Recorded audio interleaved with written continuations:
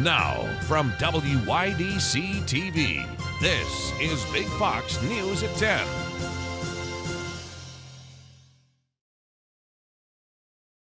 Good evening, I'm Ann Emanuel. Is your home up to code for these warm seasons? Our Maggie Hall has your Elmira Code Enforcement Guide for the spring and summer.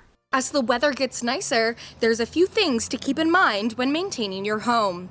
Tonight, I'm going to walk you through a few things that you can do to make sure your home is up to code for this spring and summer. First, let's talk about grass. The maximum grass height allowed in the city of Elmira is 6 inches. When mowing your lawn, make sure to clean up any debris that goes onto the sidewalks or into the road. Storm inlets such as these must be kept clear and clean. With rains coming this spring and summer, if the storm inlets and drains are clogged or blocked, this could cause flooding in your lawn and home. Storm drains and any open pipes on your property must also be kept clear. Any dead trees must be removed from your lawn. Trees and shrubs should additionally be trimmed and not invade onto the sidewalk. Finally, any vehicles on your property must be usable and have a current license. For further information on how to keep your home up to code, visit cityofelmira.net. Maggie Hall, Big Fox News, Elmira. Nearly 20 people have been charged in connection to the sex trafficking of one child across the Finger Lakes region. An investigation led by the New York State Police revealed that the abuse of the child took place over the span of 7 years in multiple locations around the Southern Tier. 18 people have been indicted on multiple felonies by a Yates grand jury. A 22-year-old is dead following a car accident early Sunday morning. According to the Elmira Police Department, around 2 a.m. Sunday, officers responded to an incident at the intersection of Clemens Center Parkway and East 5th Street. A 22-year-old male was found injured and was transported to Arnott Hospital before succumbing to his injuries. Police say the driver of the car has been identified and an investigation is underway. Anyone with information about the incident is encouraged to contact EPD.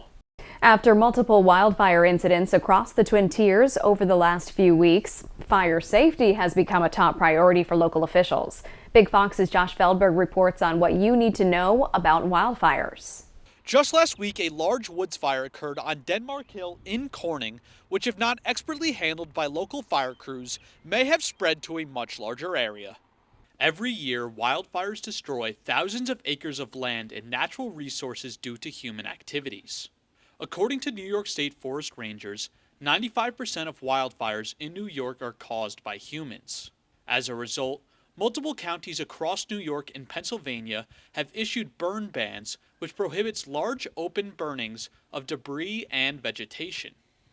Wildfires can also start naturally, especially during this time of the year, according to Forest Ranger Scott Jackson. It's just that under the current conditions with all the dead grass and leaves, the tree leaves aren't out yet and the green grass hasn't started growing, so the sunlight is hitting the ground directly and the dead grass and leaves are readily available to burn, especially when we have drier conditions like we're having this week. When large wildfires occur, other public safety concerns begin to form.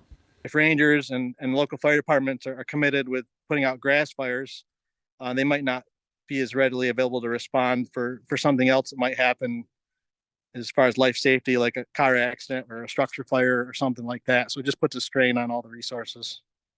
For more information on how you can prevent wildfires from forming, you can visit the DEC's website. Josh Feldberg, Big Fox News, Southern Tier. SUNY schools will no longer require SAT and ACT scores for the college admission process. The SUNY Board of Trustees unanimously voted to remove the standardized testing requirements across all 64 SUNY schools.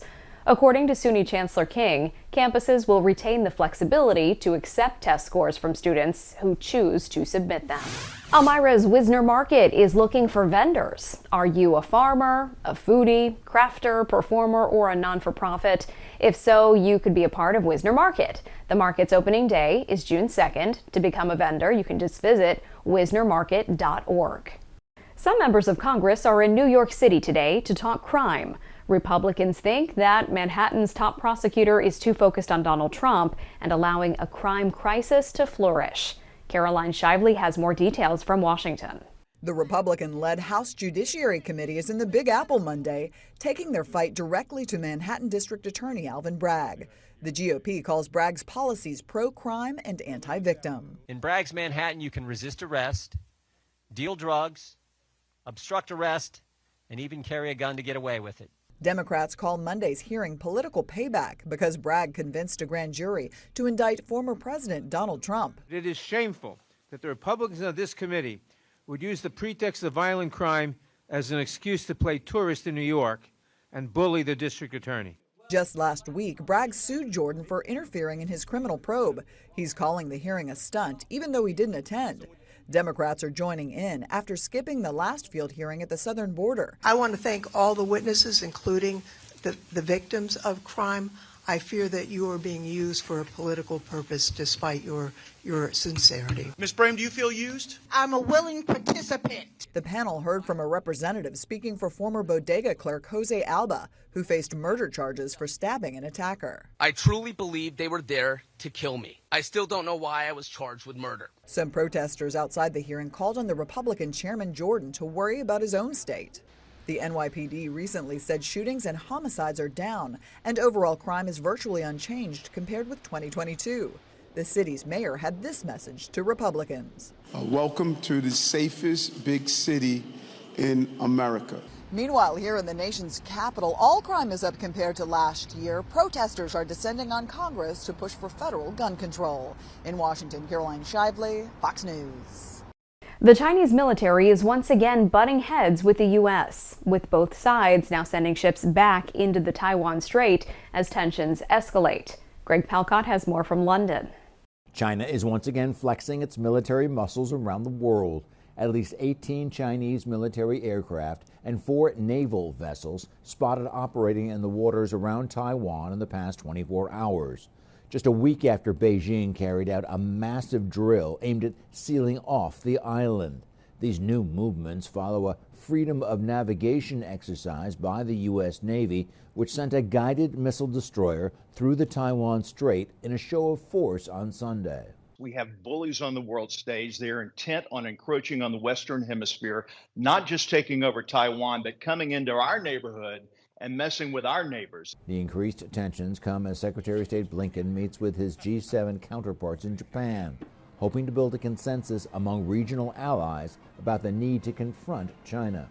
Our countries can advance a free and open Indo-Pacific, one that is at peace and grounded in respect for the rules-based international order. Meanwhile, we're seeing more signs Beijing is providing lethal aid to the Russian military.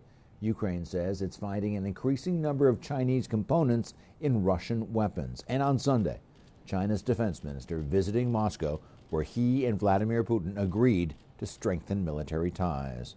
The visit was very productive. We, of course, touched upon the cooperation between the military departments. We regularly cooperate in the military technical field. The U.S. Navy also kicked off a new series of military drills on Monday with South Korea and Japan. In London, Greg Falcon, Fox News. Your complete workweek forecast is next. Plus this. Here's your local stock market update from Big Fox.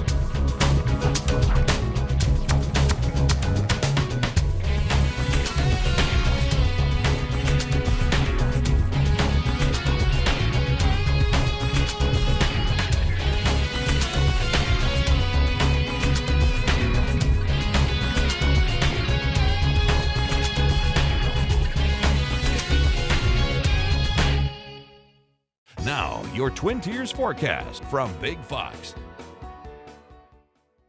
Good evening. We have been under summer-like temperatures over the last nearly week, as from Wednesday into Sunday, we hit that high temperature into at least those 80s, and we're flirting with the 90s Thursday and Friday.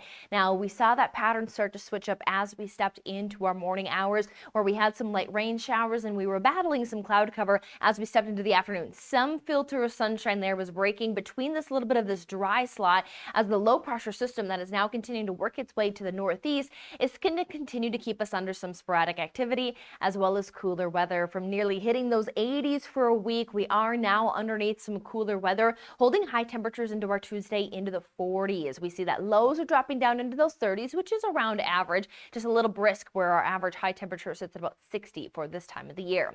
We'll also see that we're not only battling the cooler weather, but there will be some sporadic activity when it comes to rain and even maybe some areas of some wintry mix. We're going to see that surface temperatures, due to how warm last week was, will keep the accumulation very minimal, but you could see at times definitely on your windshields or your windows, maybe some of that more wintry like precipitation where snowflakes will try to fall but should melt on contact through about Wednesday morning.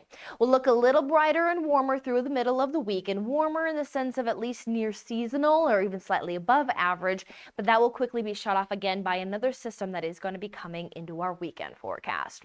So rolling through the forecast here, again, nothing's going to be too organized. It's going to be pretty sporadic activity that works through. So seeing sometimes the sunshine possible, but overall looking, especially during the daytime, there is some consistency of at least showing some chances to bring in some of those rain and snow showers. Now, there is a lot of blue highlights, but again, those surface temperatures are very, very warm, especially in some of those low-lying areas. So that will restrict that snowfall potential, but it may start off in the upper atmosphere of snow, and then as it reaches some of those surface conditions, it will be melting on down. So pretty wet and gloomy skies at least into Wednesday morning, and then we'll turn brighter into Wednesday afternoon. But with that sporadic activity swinging on through the area on Tuesday, as mentioned, we're going to stay cooler into those 40s, even there Westfield as well as Wayland, lower 40s at that, just flirting at least with the 50s from areas of Elmira over through Binghamton. Now we'll head into Wednesday again, some isolated activity around to start the day off, especially when it comes to any lake effect snowfall possible, but then we'll see that afternoon skies should be a bit brighter, help us dry us out a little bit, and at least flirt with average where we look at upper 50s for a high temperature. We'll head into Thursday's forecast with just pushing on those drier conditions through the daytime and watching a warm front lift north. When that warm front lifts north, it's going to give us some morning showers, and then we'll be dry again Thursday afternoon into Friday, where that warm front even gives us a chance to maybe hit the 80s, but any heat and instability that is going to build, it's going to give us a chance for some rumbles of thunder and then keep us wet as we roll into the weekend forecast, as temperatures will be on a downward trend.